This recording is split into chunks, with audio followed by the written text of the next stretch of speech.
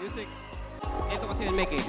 Tao po, nandyan po bang kayo sa loob ng malaking bahay at malawak na bakuran? Mataas na pader, pinapaligiran at nakapilang mga mamahaling sasakyan.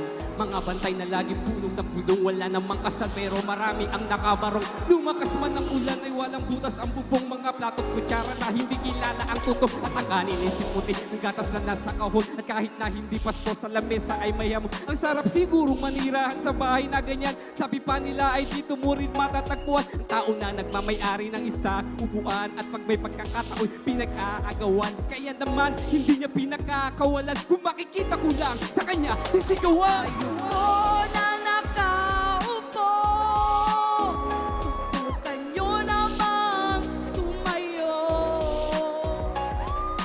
At matanaw at baka matanaw ninyo ang abang kalagayan ko.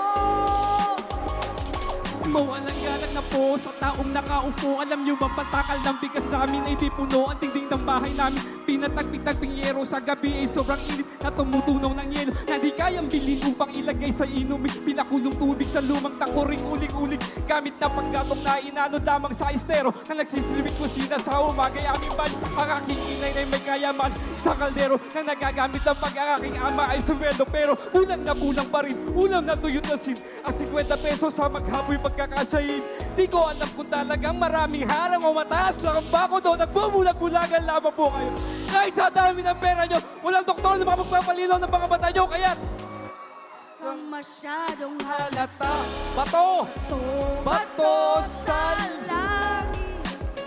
Ang matamaan, huwag magagaling. oh. Bato, bato, bato sa langit. Ang tamaan ay Huwag masyadong halata. Huwag kang masyadong halata.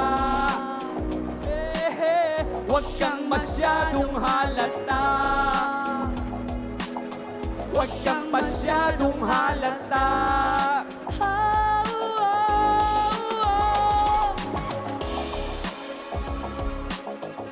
Maraming salamat, taong bayan! Sa May 12, huwag niyong kakalimutan. Ipanalo ang taong bayan. Number 37 sa balota, si Amira Lidasan.